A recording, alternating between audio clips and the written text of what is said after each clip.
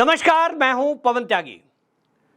मोदी जी का शपथ ग्रहण समारोह तय हो चुका है और निमंत्रण पत्र बांटे जा रहे हैं। 9 तारीख को शाम 6 बजे शपथ ग्रहण समारोह होने की खबर आ रही है। लेकिन इसी बीच अब एनडीए का हिस्सा कौन बनेगा, कौन नहीं, कौन दल शामिल हो रहा है, इसको लेकर चर्चाओं का बाजार गर्म है। और इसी बीच मैंने आपको पहले बताया था, जिस पर खबर भी की थी, कि क्या उद्धव ठाकरे एनडीए में वापसी करेंगे। इसको लेकर भारतीय जनता पार्टी के केंद्रीय मंत्री को कहा जा रहा है कि यह जिम्मेदारी दी है कि वो उद्धव ठाकरे से बात करे, जो भी उनकी मांग डिमांड हो, जो भी बीच की दीवारें हों, उनको खत्म किया जाए, जैसा कि मैंने पहले बताया था। और जो वीडियो मैंने की थी, उस वीडियो पर मैंने मांग की थी, उस पर पूछा था दर्शकों से, जो महाराष्ट्र के हमारे लोग हैं, क्योंकि वहां की राजनीति को अच्छे से समझते हैं, उनसे मैंने राय मांगी थी कि वो अपनी राय बताएं कि उद्धव ठाकरे का हित और महाराष्ट्र का हित किस बात में है। क्या उनको एनडीए का हिस्सा बन जाना चाहिए, उससे महाराष्ट्र की भी तरक्की होगी, और जो बाला साहब ठाकरे जी की विचारधारा थी उस पर शिवसैनी जो चलने चाहिए थे शिवसैनिक, वैसा चल पाएंगे। एक दूसरी, मैंने उसमें यह कहा था कि क्या आपको लगता है कि उद्धव ठाकरे को वापसी ना करके इंडी गठबंधन के साथ राहुल गांधी के पीछे खड़े रहना चाहिए। ज्यादातर लोगों ने जो कमेंट लिखे, ज्यादातर महाराष्ट्र के लोगों का, मराठी लोगों का कहना यह था कि हित इसी बात में है, महाराष्ट्र का भी और उद्धव ठाकरे का भी, कि वो बाला साहब ठाकरे जी की विचारधारा पर चलने वाली भारतीय जनता पार्टी के साथ खड़े हों। जो राम मंदिर की बात करते हैं, जो सनातन की बात करते हैं, जो हिंदुत्व की बात करते हैं, उनके साथ खड़े होने में ही उद्धव ठाकरे की, उनके बेटे की, उनके भविष्य की, उनकी राजनीति की ये भलाई है। और साथ के साथ महाराष्ट्र के लोगों की भी भलाई है, जो हमेशा देश हित में और हिंदुत्व के हित में हमेशा वो खड़े रहे हैं। ये इतिहास रहा है, क्योंकि छत्रपति महाराज की वो भूमि है, छत्रपति शिवाजी महाराज की भूमि। यदि वहां के कोई भी लोग राष्ट्र विरोधी गतिविधि करने वालों के साथ खड़े हों, कोई खालिस्तानी सपोर्टर है उसके साथ खड़े हों, उसके साथ मंच साझा कर रहे हों, जो आतंकवादियों का समर्थन हो, ऐसे लोगों के टुकड़े टुकड़े गैंग के साथ मंच साझा कर रहे हों, तो ये छत्रपति शिवाजी महाराज का अपमान है। ऐसे कमेंट लोगों ने लिखे। और मेरा भी निजी विचार यह है, क्योंकि महाराष्ट्र की वो भूमि है जिसने मुगलों के दांत खट्टे किए। छत्रपति शिवाजी महाराज का डीएनए महाराष्ट्र के लोगों के अंदर है।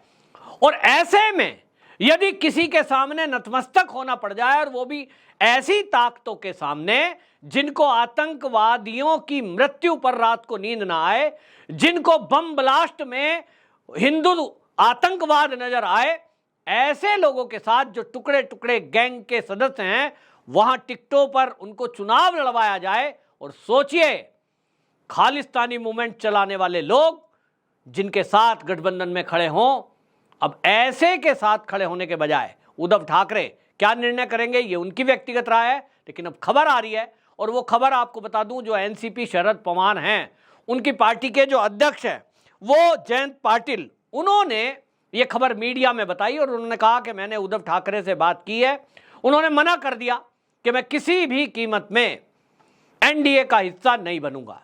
इसका मतलब महाराष्ट्र की जनता की जो राय है, जो शिवसैनिकों की राय है, अब वो उसको नहीं मान रहे हैं। उनको लग रहा है कि मुझे जो ये 9 सीट जीत कर आई है, ये मेरा जीवन बना देगी, और मुझे अब ये पॉलिटिक्स अलग ही करनी है। मुझे तो अब जो कांग्रेस की विचारधारा है उसी को आगे चलाना है। मुझे हिंदुत्व, राम मंदिर, इस पर अब बात विचार नहीं करनी है। उनको लग रहा होगा, मुझे नहीं लगा। मैं भाई, जनता की राय आप देखिए क्या है, मोदी जी का खुद का विचार क्या है। उनको मान सम्मान एनडीए के साथ मिलता। यहां तक सुनने में आ रहा था कि उन्होंने अगर ये इच्छा रखी कि मुझे महाराष्ट्र का मुख्यमंत्री बनना है, तो एकनाथ शिंदे, वो शिव सैनिक हैं कि वो उद्धव ठाकरे का आज भी सम्मान करते हैं, उनके लिए वो 1 मिनट में उस पद को छोड़ देंगे। ऐसा जब पत्रकारों ने उनसे पूछा भी है, तो उन्होंने कई बार कहा है कि मैं केवल मुख्यमंत्री पद पर इसलिए बैठा क्योंकि मुझे लगा कि बाला साहब ठाकरे जी की विचारधारा को आगे बढ़ाना है, जो महाविकास आघाड़ी नहीं कर रहा है। महाविकास आघाड़ी गठबंधन की सरकार जब चली, हमने देखा किस तरह से वहां तुष्टीकरण हो रहा था। पालघर में साधुओं की हत्या हुई, उनके जो हत्यारे थे उसको बचाने की कोशिश की जा रही थी। 150 लोगों की गिरफ्तारी और फिर एक एक करके सबका छूट जाना, 90 दिन तक चार्जशीट दाखिल ना होना, ये बता रहा था कि महाराष्ट्र में अब सब कुछ ठीक नहीं है। जहां एनसीपी शामिल हो, जहां कांग्रेस शामिल हो, वहां उद्धव ठाकरे को काम कैसे करने दिया जाएगा। केवल पोस्ट दे दी गई और अंदर अंदर सारा जो होल्ड था वो शरद पवार के हाथ में था। तो शरद पवार पीछे से उकसा रहे हैं।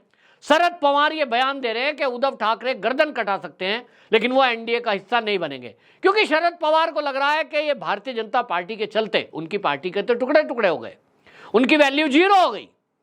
पार्टी में महाराष्ट्र में शरद पवार का नाम अभी भी है, पवार दादा करके उनका सब सम्मान करते हैं, लेकिन हकीकत यह है कि उन्हीं के पुराने साथी उनको छोड़कर अब अलग हो गए, क्योंकि उन सबको लग रहा था कि शरद पवार कहीं ना कहीं पुत्री के मोह में वो पार्टी को कमजोर करने में लगे हैं, यानी आगे बढ़ने से रोक रहे हैं। अब आप देख लीजिए, इस तरह से जब शरद पवार से अलग हो गए, उद्धव ठाकरे से एकनाथ शिंदे अलग हो गए, तो भाई 7 सीटें तो उनकी भी आई हैं। लेकिन वही है ना महत्वाकांक्षा।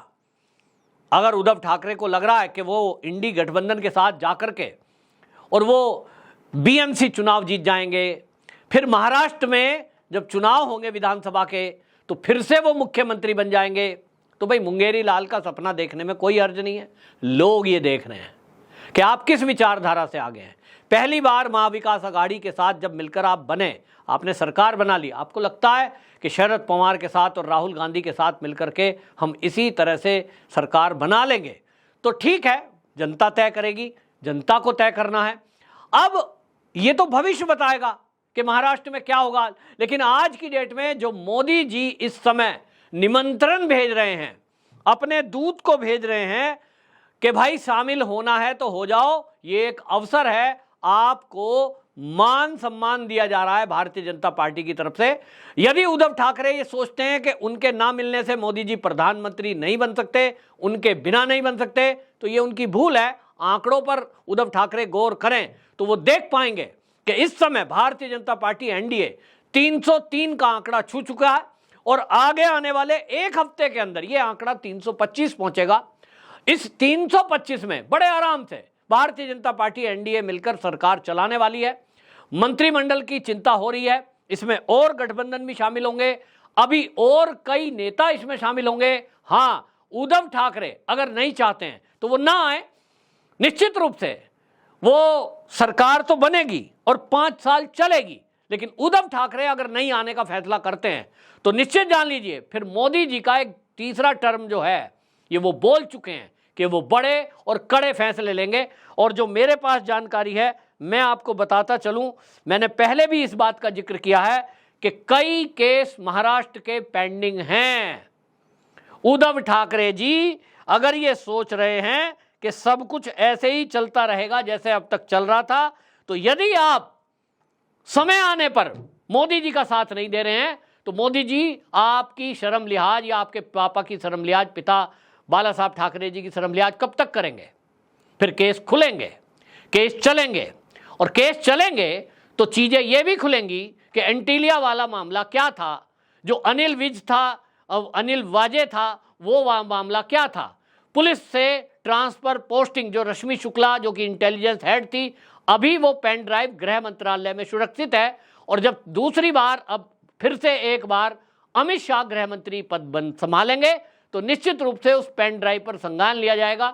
पूरी चीजें खंगाली जाएंगी कि ट्रांसफर पोस्टिंग जब हो रही थी तो उस घोटाले का पैसा कहां पहुंच रहा था, कौन कौन उस पैसे को बंदर बांट कर रहा था, किस तरह से वहां ड्रग माफिया और बारों से उगाही हो रही थी। जो ये सारा घोटाला है, इसके साथ साथ सुशांत सिंह राजपूत और दिशा सालियान की हत्या में किस नेता की बात वो जो कर रहे थे, अभी आपने देखा ना, नारायण राणे जिसको खुलासा कर रहे थे और कह रहे थे सबूत हैं, उसको इसलिए दरकिनार कर दिया गया क्योंकि ये लोकसभा के चुनाव आ रहे थे और मोदी जी जिसके साथ रखते हैं, जिसको साथ लेते हैं, भारतीय जनता पार्टी और मोदी जी का ये तरीका है कि वो दोस्ती पूरी निभाते हैं तो दुश्मनी भी ढंग से निभाते हैं। अब ये निश्चित रूप से समझ लीजिए भाई, रिश्ते दोनों तरफ से चलते हैं। मैं किसी को भाई साहब नमस्कार, दुश्मनी भूल जाऊं, गाली भूल जाऊं, मैं ही उसको सब कुछ करता रहूं और वो ये सोचता रहे कि मैं तो बेवकूफ़ हूं, ऐसा सोचते हैं कि ये कमज़ोर है, मुझसे डर गया है। पता नहीं उद्धव ठाकरे जी किसकी सलाह मान रहे हैं। एक तो संजय राउत जी दिखाई दे रहे हैं, एक वो शरद पवार जी की सलाह दिखाई दे रही है, एक तरफ दिखाई दे रहा है कि वो राहुल गांधी की सलाह शायद मान रहे होंगे, क्योंकि भाई उनके गठबंधन में शामिल हैं। अब उनको क्या लगता है कि राहुल गांधी के साथ वो विपक्ष में बैठेंगे उनके नेता, तो उनको लगता है महाराष्ट्र का मुख्यमंत्री मैं बन जाऊंगा, और आज नहीं तो कल उनको लग रहा है कि वो मोदी की सरकार को गिरा देंगे तो इंडी गठबंधन की सरकार बनेगी, तो वो उस समय उनके जो साथ 9 सांसद जीत कर आए हैं वो मंत्री भी बन जाएंगे। तो भाई सोचते रहिए, गणित तो दिमाग तो लगाना चाहिए कि भाई क्या आपके पास जो ये आंकड़े हैं, सारा गठबंधन इंडी गठबंधन मिलने के बावजूद भी अकेले भारतीय जनता पार्टी जितने सांसद नहीं जुटा पाए हैं। और जब सरकार एक बार शपथ ग्रहण हो जाता है तो समझ लीजिए 6 महीने तक के लिए बात गई, और इस 6 महीने में बहुत कुछ होना है। जैसा मोदी जी ने घोषणा की थी चुनावी सभाओं में कि बहुत बड़ा राजनीतिक भूचाल आने वाला है। वो भूचाल क्या आ सकता है मैं बता रहा हूं, और आप में से जो महाराष्ट्र के लोग हैं इस वीडियो को देख रहे हैं, केवल मेरी एक सहानुभूति है। मैंने पहले भी कहा है उद्धव ठाकरे जी से मेरी निजी रूप से सहानुभूति केवल इसलिए है क्योंकि वो एक शिव सैनिक हैं, वो बाला साहब ठाकरे जी की संतान है। बाला साहब ठाकरे जी की मैं बचपन से जब पढ़ता था उस समय जब शिवसेना की स्थापना की थी और जिस तरह के काम उन्होंने राष्ट्र हित में और हिंदुत्व हित में किए थे, मैं तब से उनको आदर्श मानता हूं। और इसलिए मेरी एक भावना यह है कि वो इस विचारधारा के साथ जुड़ें जो हिंदुस्तान और हिंदुत्व के लिए काम कर रही है, ना कि उसको समाप्त करने वाली विचारधारा के साथ जुड़ें। लेकिन अब जो मैं बता रहा हूं वो जो होने जा रहा है, निश्चित समझ लीजिए कि राहुल गांधी, सोनिया गांधी, उनके ऊपर केस पेंडिंग है। ये अगले 6 महीने में इन केसों को तेजी लाई जाएगी, फाइनल किया जाएगा। ये दोनों नेता जेल की सलाखों के पीछे जा सकते हैं। मैं सकते हैं कह रहा हूं क्योंकि ये न्यायपालिका का काम है, लेकिन इस मामले में अब तेजी आएगी, चुनाव की वजह से केवल ढीला था। दूसरा, दिल्ली के जितने भी घोटाले हैं अब उनमें तेजी आने की सूचना मिल रही है। कई मंत्रालयों के जो घोटाले हैं अब उसमें भी तेजी आएगी। तेजस्वी यादव, लालू यादव, राबड़ी देवी, मीसा भारती, नौकरी, जॉब के बदले नौकरी, और IRCTC घोटाला, इसमें तेजी लाई जाएगी।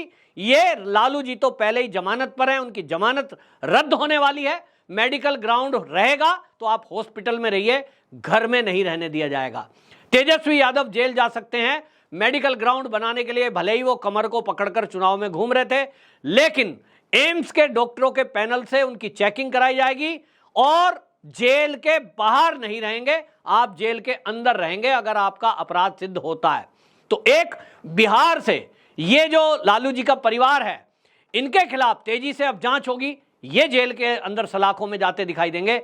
जो गांधी परिवार है इसमें जैसे मैंने बताया मां बेटे, इनके ऊपर केस की तेजी लाई जाएगी।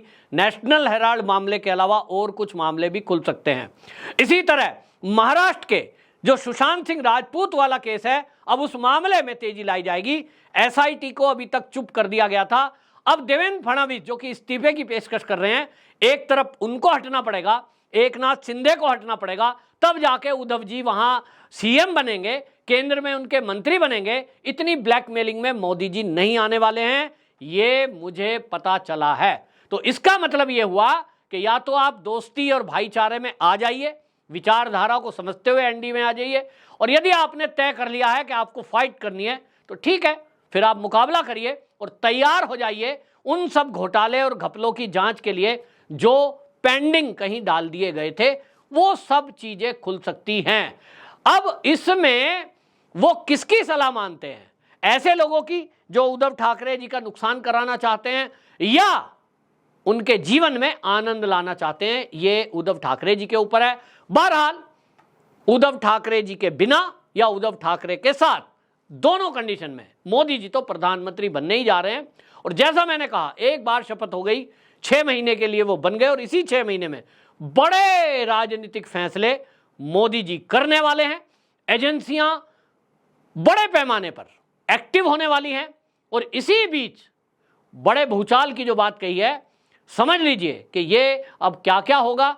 बाकी चीज़ें मैं खोलता नहीं हूं क्योंकि फिर बहुत गड़बड़ी हो सकती है। बहरहाल इतनी बात बताना मेरे लिए बस इतना ज़रूरी है कि मैं ये बताना चाहता हूं कि मोदी जी का जो ऑफ़र है ये थोड़े टाइम के लिए है। इसके बाद आप देखेंगे कि खुद जब कांग्रेस में फूट होगी, समाजवादी पार्टी में फूट होगी, टीएमसी में आपको फूट होती दिखाई देगी। मेरे पास खबर है टीएमसी में भी 2 टुकड़े होने जा रहे हैं। ये भगदड़ इतनी मचेगी कि सब कहेंगे बीजेपी में हमें शामिल कर लो। उस समय कोई बार्गेनिंग नहीं होगी, कोई कुछ नहीं होगा। आइए, आपकी मर्जी है, शामिल होना चाहते हो जाइए, बाहर से सपोर्ट देना चाहते हो दीजिए, हमें आपकी आवश्यकता नहीं है।